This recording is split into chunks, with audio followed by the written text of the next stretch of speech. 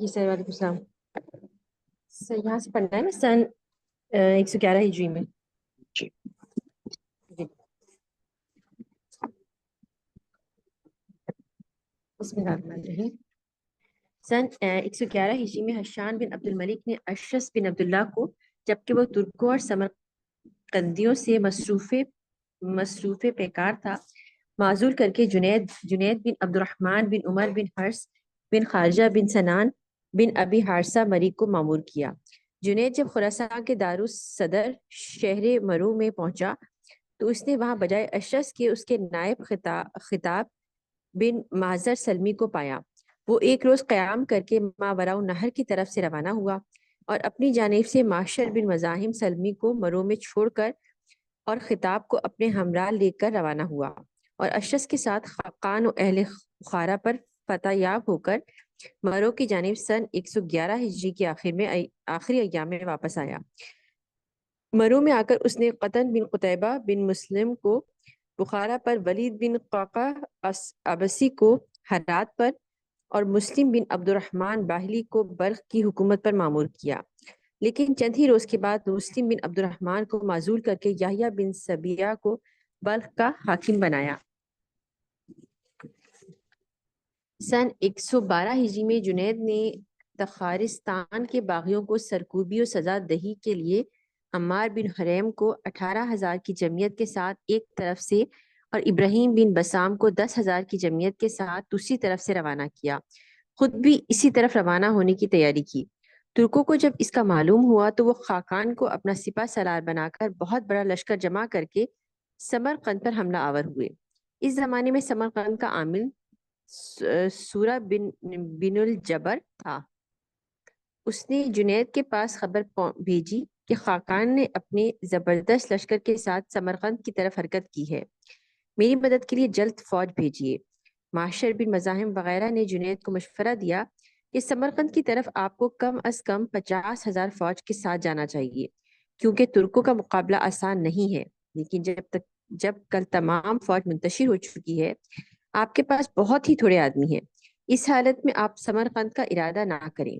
جنید نے سرد آہ کھینچ کر کہا کہ یہ کیسے ہو سکتا ہے کہ میرا بھائی سورہ بن الجبر وہاں مصیبت میں گرفتار ہو اور میں یہاں 50,000 فوج کی فراہمی کے انتظار میں بیٹھا رہوں۔ یہ کہہ کر سمرقند کی طرف روانہ ہوا۔ خاقان اور ترکوں کو جب معلوم ہوا کہ جنید خود سمرقند کی طرف آ رہا ہے تو وہ تھوڑی سی فوج سمرقند کے محاصرے پر چھوڑ کر جنید کے سدے راہ ہوئے۔ راستے میں روک کر لڑائی کا بازار گرم کیا۔ جنید اور اس کے مٹھی بھر ہمراہیوں نے وہ کارہائے نمایاں انجام دیے اور ایسی چپقلش مردانہ دکھائی کہ ترکوں کے چھکے چھوٹ گئے۔ بڑے بڑے نامی سردار مسلمانوں میں سے بھی شہید ہوئے اور ترکوں کی لاشوں کے تو انبار لگ گئے۔ ترکوں کی فوج اور خاقان کی لشکر کی تعداد بہت زیادہ تھی۔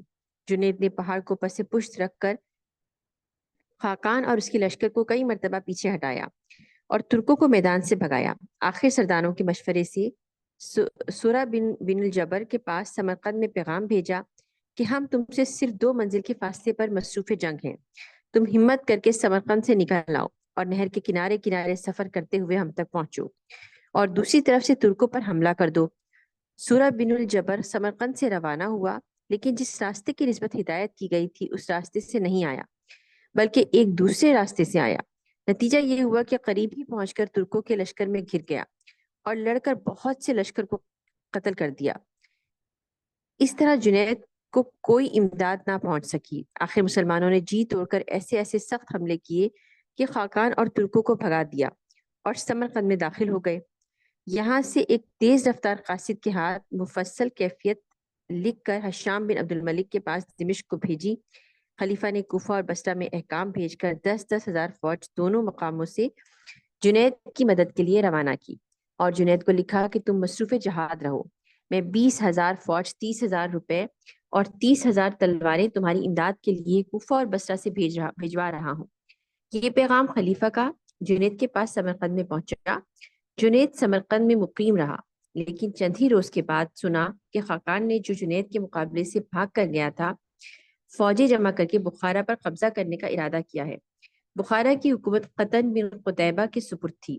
جنید کو اندیشہ ہوا کہ کہیں قطن کا بھی کی بھی وہی حالت نہ ہو جو سورہ کی سمرقند میں ہوئی۔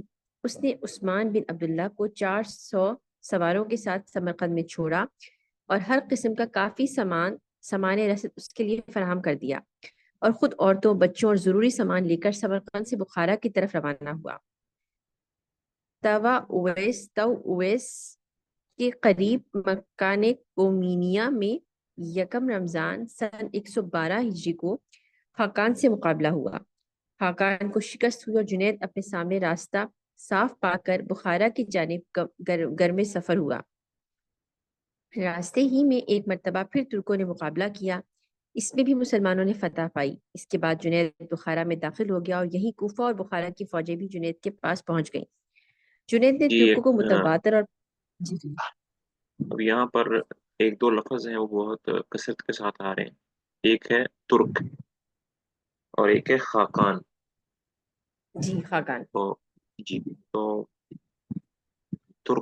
ترک جو لفظ ہے اس کو سن کر آپ کے ذہن میں جو آج کل کا ترکی شہر وہ نہیں آنا چاہیے، بلکہ ترکستان اچھا جہاں پر ترک رہتے تھے اس سے مراد وہ شہر ہیں جو کہ ماوراء النہر ہیں۔ ٹھیک ہے، مثال کے طور پر اگر آپ ہمیں میپ نظر آ رہا ہے تو یہ کیا ہے، نہر جیہون ہے، یہ والی، یہ سوری، ہاں یہ والی، یہ نہر جیہون ہے، ٹھیک ہے، یہ والی، یہ نہر ہے، نہر کے جو اس پار ایریے ہیں یہ والے، اس کو کہتے ہیں ماوراء النہر، نہر کے پیچھے پیچھے۔ اس زمانے صحیح میں اس جگہ کو کہتے تھے ترکستان، جتنے بھی لوگ تھے یہاں پر ترک رہنے والے تھے۔ اور رہی بات آج کل کے ترکی کی، تو وہ آپ کو لیفٹ سائڈ پہ تقریباً اللہ بلا کرے، تقریباً اگر میپ کو اس طرف لے کے جائیں تو یہاں تک ملے گا جا کے، یہاں پر،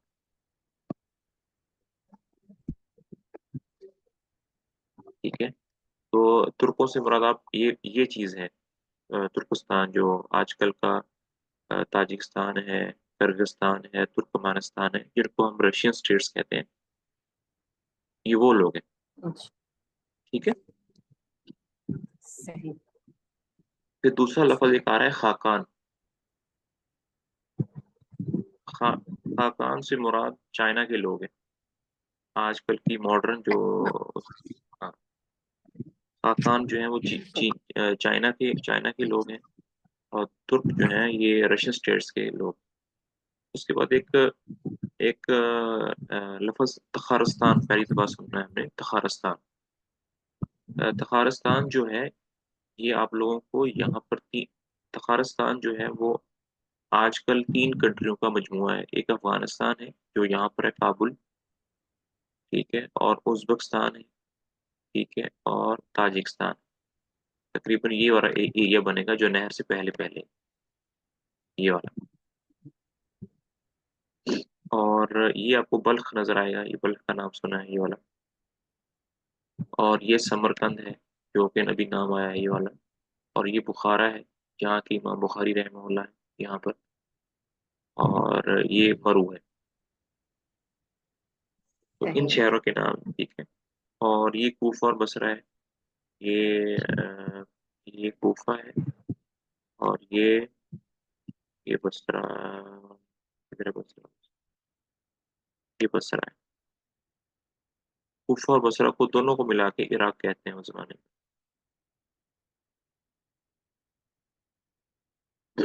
بس انڈیا پاکستان پہنچنے والے ہیں، ٹھیک ہے، بلکہ پہنچ ہی گئے ہیں، ہم نے پیچھے پڑھ لیا محمد بن قاسم کا جو ہے۔ تو یہ، اور یہاں آگے چائنا، یہاں ایسے اس طرح، چلے جی، بڑھیا ہے۔ صحیح جنید نے ترکوں کو متواتر اور پہم شکستیں دے دے کر خراسان میں ہر طرف امن و امان قائم کر دیا۔ جنید کو جب خراسان کی طرف سے اطمینان حاصل ہو گیا تو اس نے سن 112 ہجری میں ہاں فاضل اب بنت دیکھیں، یزید ہاں اب یہاں پر دیکھیں کہ بک کے اوپر 611 ہجری لکھا ہوا ہے نا، یہ مسٹیک ہے۔ اچھا ہاں تو اس کتاب کو پڑھنے کے بعد ہمیں یہ چیزیں معلوم ہو رہی ہیں کہ پرنٹنگ کی بہت ساری غلطیاں اس کتاب کے اندر۔ اس میں کیا ڈیٹ لکھی ہے سر؟ کیا ڈیٹ؟ یہ اچھا یہ 611 لکھی ہوئی ہے. اچھا اچھا اچھا اچھا، یہ تو میں آپ فوراً صحیح کے کر لوں. آپ کے جی پاس جی، بس کیا لکھا ہوا ہے؟ 100. میرے پاس تو سر 112 لکھا ہوا ہے. ہاں 112 ایسے لکھیں گے عربی کے اندر. 1 جی جی جی، اور ایسے ہی اور لکھا ہوا ہے، اس سے آپ لکھ رہے ایسے ہیں نا؟ جی جی، ایک ہمارے پاس 611 لکھا ہوا. جی 611 لکھا ہے. اچھا تو سر جی صحیح کون سی ہوگی؟ 611 ہوگی یا 112؟ 112 ہو گیا نا، ابھی ہم 111 ہجری میں چل رہے ہاں یہی میں کہتی تھی 112 ہی ہوگی نا. یہ تو غلط ہیں. لکھا ہوا ہے جی اس میں، میرے پاس صحیح لکھا ہے اس مطلب بک میں. جی آپ کی جو صحیح. بک ہے اس کا ایڈیشن نیا ہے، یہ پرانا ہے؟ جی جی جی، نیا ایڈیشن. ٹھیک ٹھیک ہے سن 112 ہجری میں فاضلہ بنت یزید بن محلب کے ساتھ نکاح کیا. حشام بن عبد الملک کو خاندان محلب کے ساتھ سخت عداوت تھی. یہ خبر پہنچی تو اس کو بہت ناگوار گزرا اور جنید کو خراسان کی حکومت سے معزول کر کے عاصم بن عبداللہ بن یزید ہلالی کو خراسان کی سند گورنری دے کر روانہ کیا. ہاں ایک ادھر منٹ، عاصم اس میں ہاں جی یہ جو محلب خاندان ہے، یہ اس کی ہسٹری پیچھے گزر گئی ہے. محلب جو ہے، محلب نے شادی کی تھی حجاج بن یوسف کی بیٹی کے ساتھ. صحیح. محلب نے شادی کی تھی حجاج بن یوسف کی بیٹی کے ساتھ. اور پھر یزید اور فاضلہ، یہ جو محلب خاندان ہے، اس کی اور ہشام بن عبد الملک کی آپس میں اس وجہ سے دشمنی تھی، کیونکہ یزید بن محلب نے ہشام بن عبد الملک کی ولی عہدی کی مخالفت کی کہ اس کو ولی عہدی نہیں بننا چاہیے. ٹھیک ہے. تو جنید نے، جو کہ ہشام بن عبد الملک کا ہی بھیجا ہوا سپہ سالار تھا، اس نے یزید بن محلب کی بیٹی کے ساتھ شادی کی. تو کہ ہشام بن عبد الملک کو پسند نہیں ہے یہ بات، پھر اس نے اس کو معزول کر دیا. اچھا صحیح. جی پڑھی. ٹھیک ہے. ٹھیک ہے.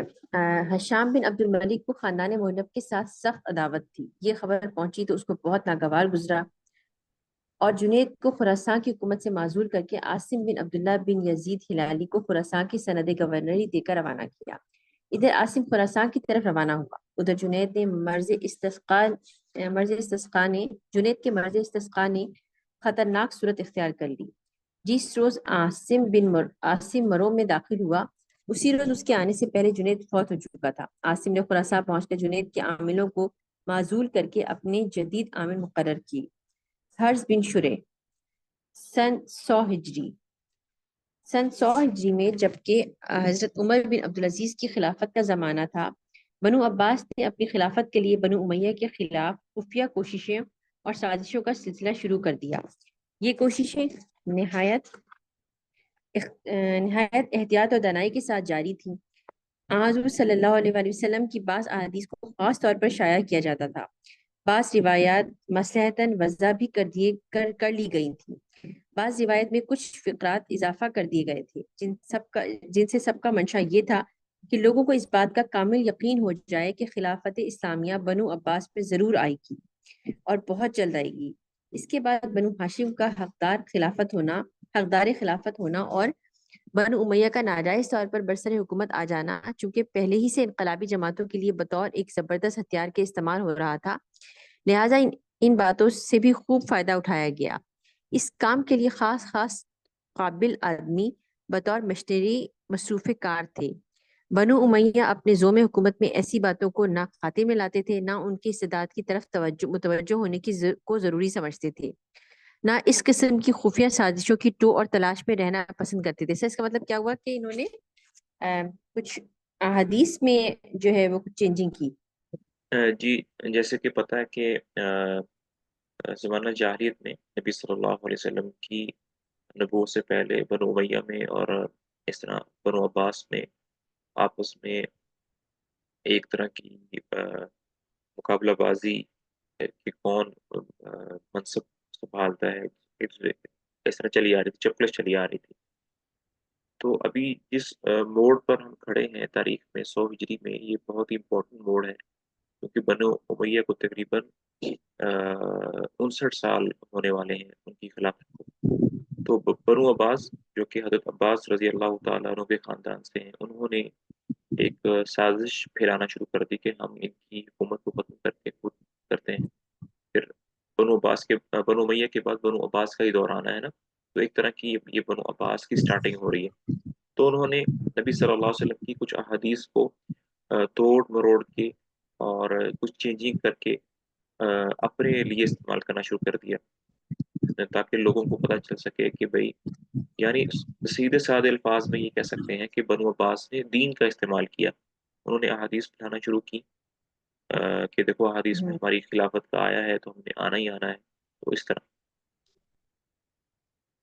اچھا صحیح، بنو عباس تو حضرت اللہ کی مسلم کی چچا جو حضرت عباس انہی سے ہے نا پوری؟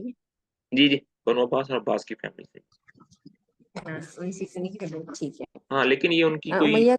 جی. حضرت عباسی کی 7ویں 8ویں پیڑھی ہوگی، جنریشن ہوگی ابھی. اچھا ہاں، کیونکہ کافی صحیح. سال ہو گئے نا، 100 سال تو ہو گئے ہیں ہجری کو.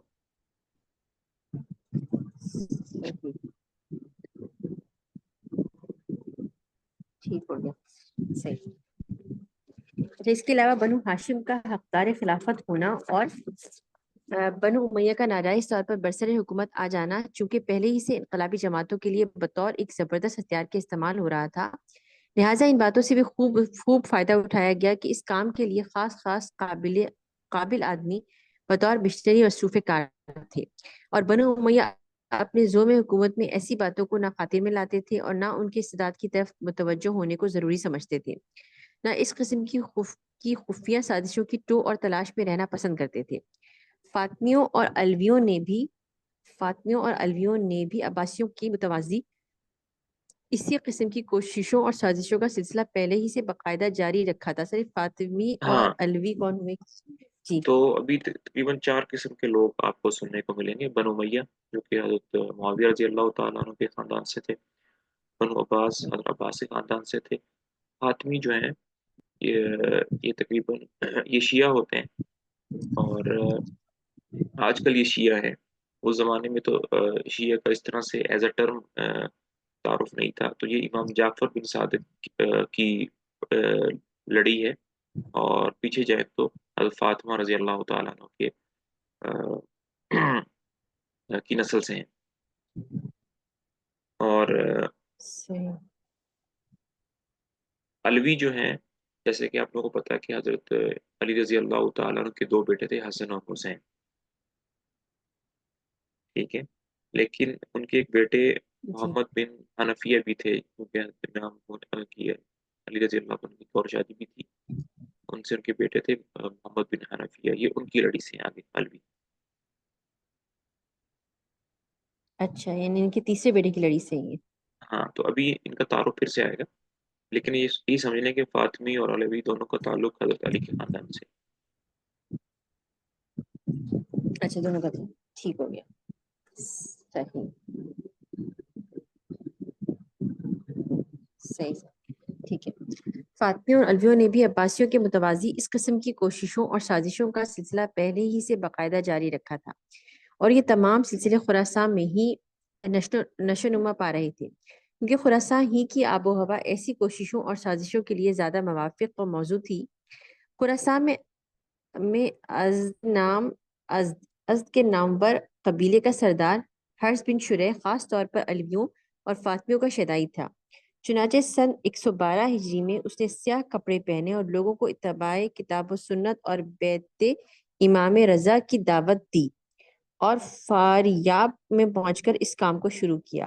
یہ جو 4000 تاریخ کی جانب یہ جو آواز ڈیٹ لکھی ہوئی ہے آپ کے پاس اور ہمارے پاس اسکرین پہ کیسی لکھی ہوئی ہے؟ سر یہ 112 ہی ہے میرے پاس تو. خیر ہاں، یہاں بھی غلط لکھی ہوئی ہے. ہمارے پاس 116 ہے، جی 112 ہونی چاہیے. چل.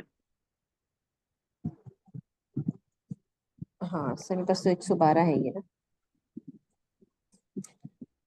ٹھیک ہے. سن 112 ہجری میں اس نے سیاہ کپڑے پہنے اور لوگوں کو اتباع کتاب و سنت اور بیعت امام رضا کی دعوت دی اور فاریاب میں پہنچ کر اس کام کو شروع کیا. 4000 کی جانباز جمعیت جو اس کے گرد جمع ہو گئی، یہ اس فوج کو لے کر بلخ کی طرف متوجہ ہوا. بلخ میں ان دنوں نصر بن سیار حاکم تھا. وہ 10,000 فوج لے کر مقابلے کو نکلا، مگر شکست کھائی۔ ہر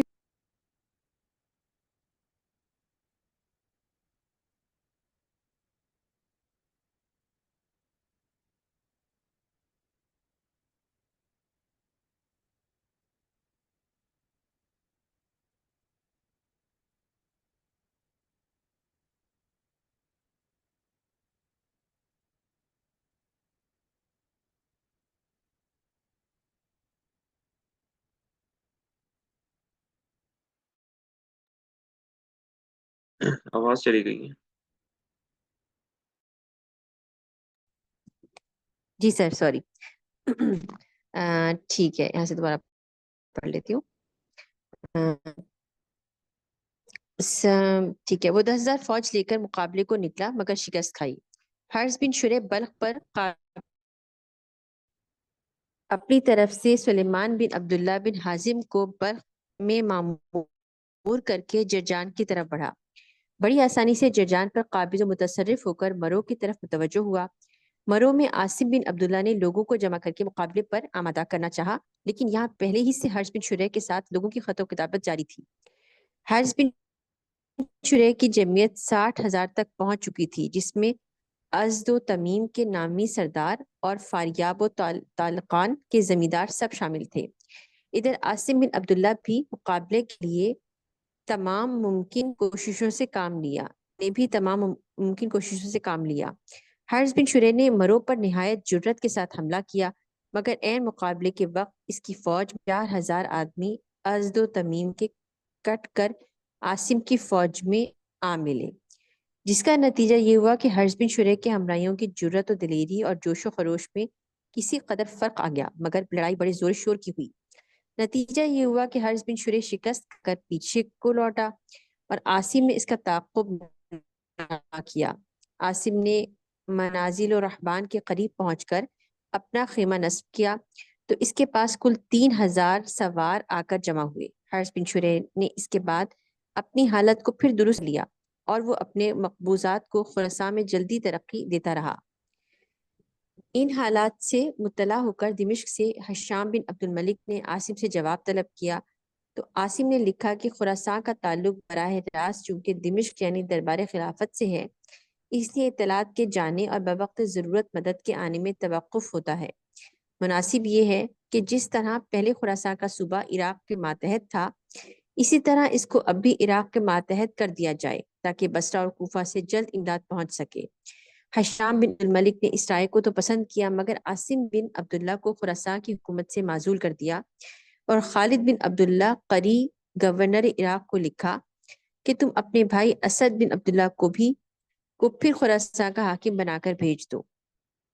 عاصم کو جب اپنی معزولی اور اس جدید انتظام کی خبر پہنچی تو اس نے حرز بن شریح کے ساتھ مصالحت کر کے یہ تجویز کی کہ آؤ ہم دونوں حشام بن عبد الملک کو ایک تبلیغی خط لکھیں اور کتاب سنت پر عمل کرنے کی دعوت دیں۔ اگر وہ انکار کرے تو دونوں متفق ہو کر اس کی مخالفت میں کوشاں ہوں، لیکن یہ مصالحت تا دیر قائم نہ رہ سکی اور نتیجہ خیز ثابت نہ ہوئی۔ دونوں میں کسی بات پر انبن ہو گئی اور لڑائی تک نوبت پہنچ گئی۔ اس لڑائی میں حرز کو شکست ہوئی اور اس کے اکثر ہمراہیوں کو عاصم نے گرفتار کر کے قتل کر ڈالا۔ اس فتح کو حشام بن عبد الملک کی خوشنودی مزاج کا ذریعہ بنانا چاہا، مگر اسد بن عبداللہ سند گورنری لیے ہوئے قریب پہنچ چکا تھا۔ اس نے آتے ہی عاصم کو گرفتار کر لیا۔ یہ واقعہ سن 117 ہجری کا ہے۔